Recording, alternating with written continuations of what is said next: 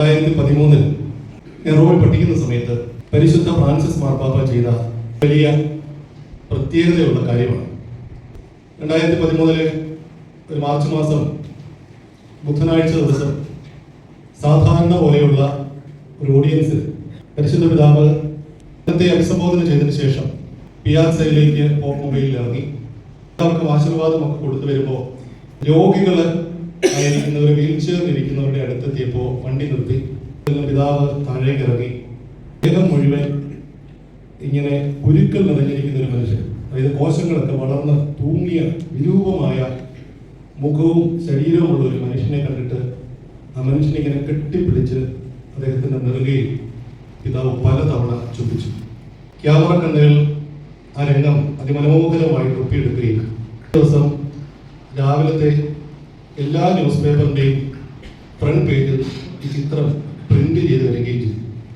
ഇതിനുശേഷം 2 ആഴ്ചയ്ക്ക് ശേഷം ഈ മനുഷ്യന്റെ ഒരു ഇന്റർവ്യൂ ഞാൻ വായിക്കാനായിട്ടിടയായി. ഇറ്റാലിയൻ പത്രത്തിൽ വന്ന ഒരു ഇന്റർവ്യൂ ആണ്. ആ മനുഷ്യന്റെ പേര് ബെനീച്ചോ റീവ എന്നാണ്. അദ്ദേഹം വിച്ചൻസ സ്വദേശിയാണ്, നോർത്ത് ഇറ്റലിയിലുള്ള വിച്ചൻസ സ്വദേശിയാണ്. ഈ മനുഷ്യൻ പറയുന്ന കാര്യം, ഈ മനുഷ്യന് 9ാം ക്ലാസ്സിൽ പഠിക്കുമ്പോഴാണ് ഇതൊരു ജനറ്റിക്കൽ ഡിസോർഡർ ആണ്. ഈ രോഗത്തിന്റെ പേര് നെവ്രോ ഫിബ്രമത്തോസിസ് ടൈപ്പ് 1. അതാണ് രോഗം. ശരീരത്തിലെ കലകളൊക്കെ അമിതമായി വളർന്ന് ഇതിങ്ങനെ തൂങ്ങിക്കിടക്കും. അദ്ദേഹം സ്കൂളിൽ 9ാം ക്ലാസ് വരെ പോയി. ഇത് കൂടുതലായപ്പോഴേക്കും കൂടെ പഠിക്കുന്നവർ അടുത്തിരിക്കാൻ വൈമനസ്യം കാണിച്ചു. ടീച്ചർ അമ്മയോട് പറഞ്ഞു ഇവനെ സ്കൂളിലേക്ക് വിടരുത്. അങ്ങനെയാണ് സ്കൂളിൽ പോക്ക് അവസാനിപ്പിച്ചത്. പിന്നീട് എല്ലാവരും ഒറ്റപ്പെട്ട ഒരു ജീവിതമാണ് ഈ പാവം നയിക്കാനായിട്ടിടയായത്. കുറെ കഴിഞ്ഞപ്പോൾ അവരുടെ മാതാപിതാക്കൾ 2 പേരും മരിച്ചുപോയി. അമ്മയുടെ അനുജത്തിയോടൊപ്പമായിരുന്നു ജീവിക്കുന്നത്. വഴിയിലൂടെ പോകുമ്പോഴൊന്നും ഈ മനുഷ്യനെ ആരും ഗ്രീറ്റ് ചെയ്യുമായിരുന്നില്ല. ആരെങ്കിലും എതിരെ വന്നാൽ അവർ വഴിമാറിപ്പോകും. കുഞ്ഞുങ്ങളൊക്കെ പേടിച്ച് അമ്മമാരോട് ഇങ്ങനെ ചേർന്ന് നിൽക്കും. ഏതെങ്കിലും വണ്ടിയിൽ കയറിയാൽ അദ്ദേഹം ഒരു സീറ്റിലിരുന്നാൽ ആ സീറ്റിലോ പരിസരങ്ങളിലോ ആരും വന്നിരിക്കാറില്ല. ഈ രോഗം പകർന്നു പിടിക്കുന്ന രോഗമല്ല, ഇതൊരു ജനറ്റിക്കൽ ഡിസോർഡറാണ്. പക്ഷേ ഈ മനുഷ്യൻ അനുഭവിക്കുന്ന വലിയൊരു ഒറ്റപ്പെടൽ. 53 വയസ്സ് പ്രായമുണ്ട്. ഈ മനുഷ്യൻ പറഞ്ഞ കാര്യം, എൻ്റെ ജീവിതത്തെ കംപ്ലീറ്റ് മാറ്റിമറിച്ച ഒരു സംഭവമായിരുന്നു പരിശുദ്ധ പിതാവ് എന്നെ ഇങ്ങനെ ചേർത്ത് പിടിച്ച് നെറുകയിൽ ചുംബിച്ച ദിവസം. കാരണം അതിനു മുമ്പ് വരെ എന്നെ കണ്ടാൽ മാറി നടന്നവര് പിറ്റേന്ന് മുതൽ എന്നെ കണ്ടപ്പോൾ അവരെന്നെ കണ്ടാൽ ഗുഡ് മോർണിംഗ് പറയാൻ തുടങ്ങി, സംസാരിക്കാൻ തുടങ്ങി. എൻ്റെ രോഗത്തിൻ്റെ പ്രത്യേകതയെ പറ്റി പത്രങ്ങൾ റിപ്പോർട്ട് ചെയ്തു. അതിനുശേഷം ഞാൻ ബസ്സിൽ കയറിയാൽ എൻ്റെ അടുത്ത് ഇരിക്കുന്നതിൽ നിന്നും ആരും മാറിയിരിക്കുന്നില്ല. എന്നോട് വളരെ സ്നേഹപൂർവ്വം എല്ലാവരും സംസാരിക്കാൻ തുടങ്ങി. ഞാൻ ജോലി ചെയ്തിരുന്നത് ഒരു ഹോട്ടലിലെ വേസ്റ്റ് റിമൂവ് ചെയ്യുന്ന ജോലിയാണ് ചെയ്തുകൊണ്ടിരുന്നത്. ആരും ഇല്ലാത്ത സമയത്ത് പോയി ഇത് റിമൂവ് ചെയ്യും. ആരുടെ കണ്ണിൽപ്പെടുന്നതിന് മുമ്പ് വീട്ടിലേക്ക് പോകും.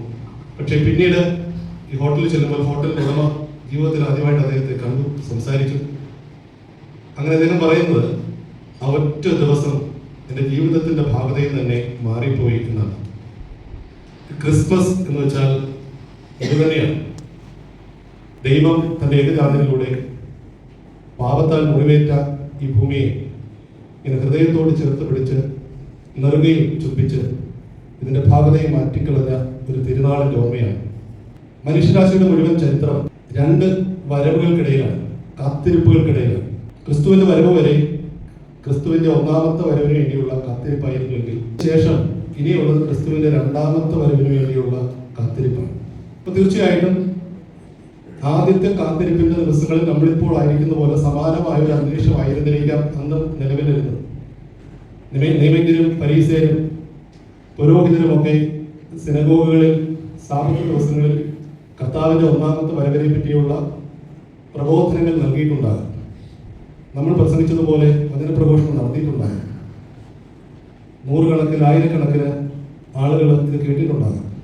അതിൽ ഭൂരിപക്ഷം പേരും ഇതൊന്നും നടക്കാൻ പോകുന്നില്ല എന്ന് ഇന്ന് ചിന്തിക്കുന്നത് പോലെ ചിന്തിച്ചിട്ടുണ്ടാകും.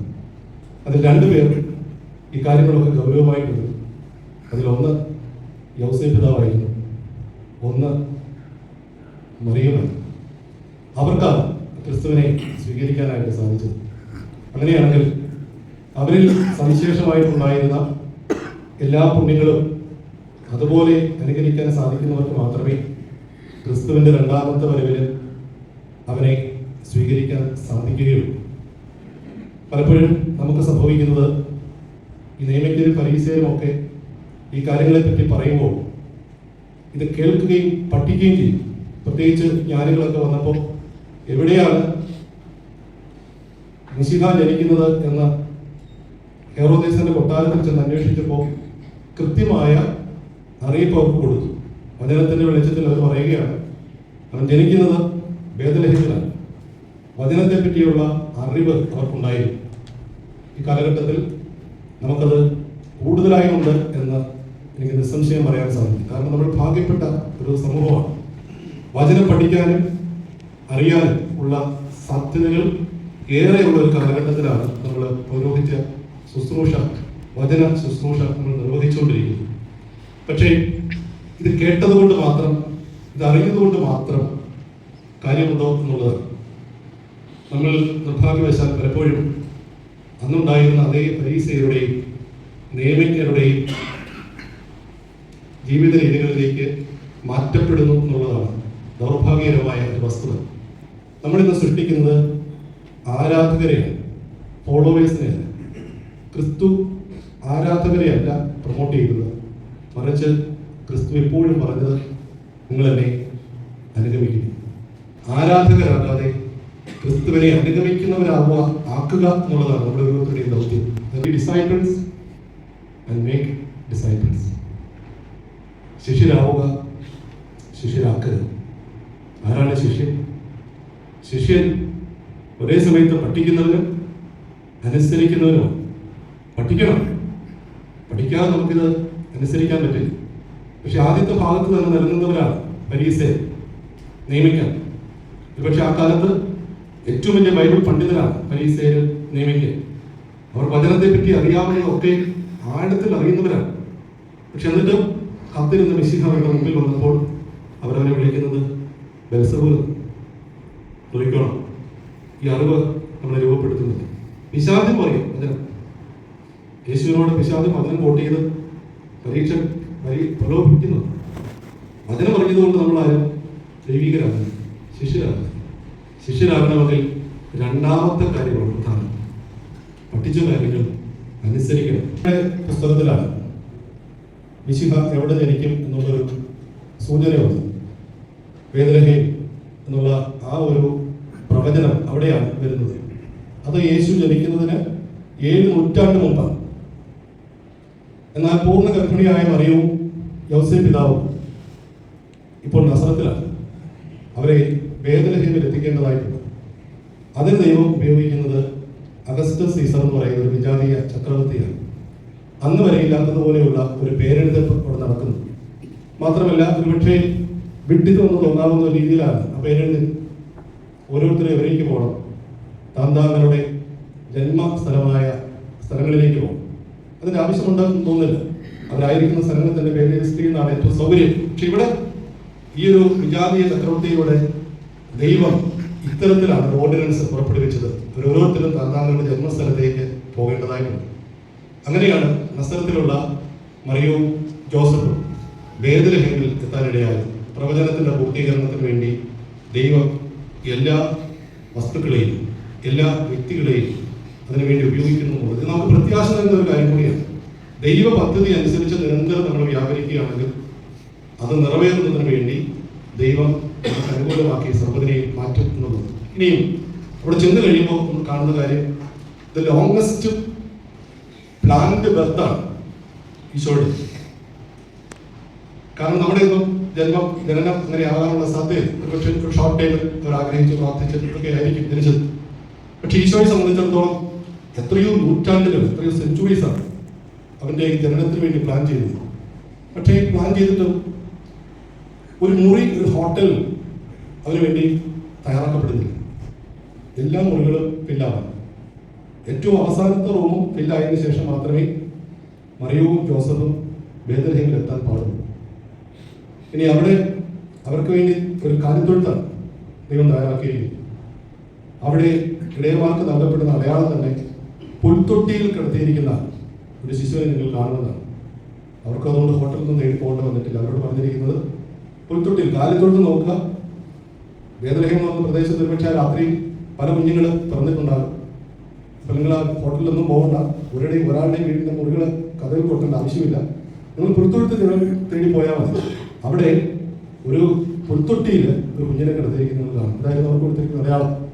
ഈ സ്വാഭാവികമായിട്ട് മനസ്സിലാക്കേണ്ട ഒരു കാര്യം, ഇവിടെ ഏതെങ്കിലും ഒരു കുഞ്ഞ് ജനിച്ചു കഴിഞ്ഞാൽ ഒരു ബന്ധുക്കളും അയൽവക്കക്കാരും ഒക്കെ ഓടി വന്ന് കുഞ്ഞിനെ കാണാൻ വേണ്ടി വരും. നമ്മൾ കഴിഞ്ഞ ആഴ്ചയിൽ സ്നാവയോഹന്നാന്റെ ജനനവുമായിട്ട് ബന്ധപ്പെട്ട് ആ കാര്യമാണ് വായിച്ചത്. പക്ഷെ ഇവിടെ ജോസഫിന്റെ ബന്ധുക്കളാണ് പ്രദേശമുള്ളത്. കാരണം ജോസഫിന്റെ ജന്മസ്ഥലമാണ് ബേത്ലഹേം. മൊത്തം കുടുംബാംഗങ്ങളാണ്, ചുറ്റും കുടുംബാംഗങ്ങൾ. പക്ഷെ അവിടെ ആരും അവിടെ കാണാൻ വരുന്നതായിട്ട് നമ്മൾ വായിക്കുന്നത്. വരുന്നത് ഇടയന്മാരാണ്, വിജാതീയരായ ഒരുപക്ഷെ യഹൂദരായിരിക്കാം. ഇടയന്മാരെയാണ് ദൈവം അതിനുവേണ്ടി കൊണ്ടുവരുന്നത്. നമ്മുടെ ജീവിതത്തിൽ വ്യക്തമായിട്ട് എന്ത് സംഭവിച്ചാലും നമ്മൾ ഡിസ്കറേജ് ആകാൻ പാടില്ല. ഡിസ്കറേജ് ആയാൽ ഇൻഡയറക്റ്റ് ആയിട്ട് നമ്മൾ പറയുന്നത് പിശാചാണ് ഈ കാര്യങ്ങളെയൊക്കെ നിയന്ത്രിക്കുന്നത് എന്നാണ്. ദൈവമാണ് സർവ്വതിനെ നിയന്ത്രിക്കുന്നതെങ്കിൽ we will never be discouraged. മൂന്നാമത്തെ കാര്യം, it's a feast of compassion. ഇത് ദൈവം മനുഷ്യനോട് കാണിച്ച, ലോകത്തോട് കാണിച്ച കരുണയുടെ തിരുനാളാണ്. യോഹന്നാന്റെ സുവിശേഷം 1-ാം അധ്യായത്തിൽ 17-ാം വാക്യത്തിൽ വായിക്കുന്നത്, ദൈവം തന്റെ ഏകജാതനെ നൽകാൻ തക്കവിധം ലോകത്തെ അത്രമാത്രം സ്നേഹിച്ചു, ബോധപൂർവ്വം കരുണ കാണിക്കും. ഞാനിപ്പോഴും ഓർക്കുന്നത്, എനിക്ക് കിട്ടിയ ഏറ്റവും വലിയ സമ്മാനം എന്താണെന്ന് ചോദിച്ചാൽ, ഞാൻ റോമിൽ പഠിക്കുന്ന സമയത്ത് 1-ാമത്തെ വർഷം 2010 ഡിസംബർ മാസം ബൊളോഞ്ഞയിലുള്ള ഒരു പള്ളിയിലേക്ക് ഞാൻ പോയി. നാട്ടിലെ സാധാരണ പായസം കൊണ്ടാണ് ബൊളോഞ്ഞയിലേക്ക് ഈ ക്രിസ്മസിന്റെ സമയത്ത് ശുശ്രൂഷയ്ക്ക് സഹായിക്കാനായിട്ട് പോയത്. കുമ്പസാരക്കൂട്ടിൽ നമുക്ക് ജാക്കറ്റൊക്കെ ഉണ്ട്. ജാക്കറ്റ് ഉള്ളതുകൊണ്ട് ഇവിടെ വരെ തണുപ്പടിക്കാതെ നമ്മൾ സൂക്ഷിക്കുന്നുണ്ട്. ഇതിന് താഴേക്കുള്ള കാര്യമാണ് പ്രശ്നം. കുമ്പസാരക്കൂട്ടിൽ ഇരിക്കുമ്പോൾ എൻ്റെ കാലുകൾ ഇങ്ങനെ കിട്ടുകിടാന്ന് വിറയ്ക്കുകയാണ്. ഞാൻ ആരോടും കാലിൻ്റെ ബുദ്ധിമുട്ടൊന്നും പറയുന്നില്ല. ഒന്നാമത് ഉള്ളിൽ പേടിയുണ്ട്. അത് പുറത്തുപോയി പഠിച്ചവർക്കറിയാം എന്താ പേടി. കാരണം കുമ്പസാരിപ്പിക്കാനായിട്ട് പോയിരിക്കുമ്പോൾ ആദ്യത്തെ വർഷമാണ്. ഇവർ വന്ന് പറയുന്നത് എന്താണെന്ന് ഒരു പിടുത്തവും കിട്ടുന്നില്ല. എല്ലാവർക്കും ഓരോ ഉപദേശം കൊടുക്കണം. ഇനി കുമ്പസാരക്കുട്ടി ലൈറ്റും കാണാൻ പോയാൽ എല്ലാം പോയി.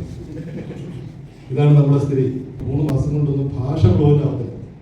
അത്യാവശ്യമൊക്കെ അറിയാമെന്ന് മാത്രമേ ഉള്ളൂ. അപ്പോൾ ഇതിൻ്റെ ഭയം ഉള്ളിൽ കിടക്കുന്നത് കൊണ്ട് ശരീരത്തിൽ ചൂടുണ്ട്. ഇത് ടെൻഷൻ കൊണ്ടുള്ള ചൂടാണ്. പക്ഷെ കാലിലേക്ക് ആ ചൂട് അങ്ങോട്ട് എത്തിയിട്ടില്ല. അതുകൊണ്ട് കാലിങ്ങനെ കിട്ടാൻ അടിച്ചുകൊണ്ടിരിക്കുന്നു. കുമ്പസാരത്തിന് അവിടെ നന്നായിട്ട് തന്നെ ആളുകൾ കുമ്പസാരിക്കാൻ വരുന്നൊരു പള്ളിയാണ്. ധാരാളം പേരെടുത്ത് കുമ്പസാരിക്കാൻ വരും. ചെന്ന് 2-3-ാമത്തെ ദിവസമായപ്പോൾ രാവിലെ ഒരു കൂനിക്കൂടിയ സ്ത്രീ വന്ന് ഒരു കവർ എൻ്റെ കയ്യിൽ തന്നു, ഒരു പ്ലാസ്റ്റിക് കവർ. എന്നിട്ട് എന്നോട് പറഞ്ഞു, ഞാൻ ചോദിച്ചു ഇത് എന്താണ്? പുള്ളിക്കാരി പറഞ്ഞു, ഒരു ജോഡി പാൻസാണ്. ഞാൻ ഇന്നലെ കുമ്പസാരിക്കാൻ എടുത്ത് വന്നപ്പോൾ നിന്റെ കാലുകൾ ഇങ്ങനെ കിടന്ന് നന്നായിട്ട് വിറയ്ക്കുന്നത് ഞാൻ കണ്ടു. നീ ഉപയോഗിച്ചിരിക്കുന്ന പാൻസ് വിൻ്ററിൽ ഉപയോഗിക്കേണ്ട പാൻസല്ല, അത് സാധാരണ പാൻസാണ്, സമ്മറിൽ ഉപയോഗിക്കുന്ന പാൻസാണ്. അതുകൊണ്ട് നിന്റെ അളവ് എനിക്കറിയത്തില്ല, ഇത് എലാസ്റ്റിക്കാണ്. അതുകൊണ്ട് നിനക്കിത് പരുവാകുന്നതാണ് തോന്നുന്നത്. എന്നെ സംബന്ധിച്ച് എനിക്ക് കിട്ടിയ ഏറ്റവും വലിയ ഗിഫ്റ്റാണ്. മാത്രമല്ല, ഞാൻ അന്വേഷിച്ചപ്പോൾ പിന്നീട് ആ പള്ളിക്ക് പല വർഷങ്ങളെ പോയി. ആ പ്രദേശത്തെ ഏറ്റവും ദരിദ്രയായ ഒരു സ്ത്രീയാണ്. അവർക്ക് കിട്ടുന്ന ഒരു ചെറിയ സ്റ്റൈഫൻഡ് കൊണ്ട് അവർ ജീവിക്കുന്നത്. കൂടി നിൽക്കുന്ന ഒരു സ്ത്രീ. നേരെ ഒരു നല്ല ജാക്കറ്റ് പോലും അവർക്കില്ല. പക്ഷെ അവരുടെ കരുണയിൽ അവർ നൽകിയത്, നമ്മളോട് കാണിച്ച കരുണ മറ്റുള്ളവരോട് കാണിക്കാൻ നമ്മൾ മാറ്റിവെക്കേണ്ട പുണ്യ ദിനങ്ങൾ കൂടിയാണ്.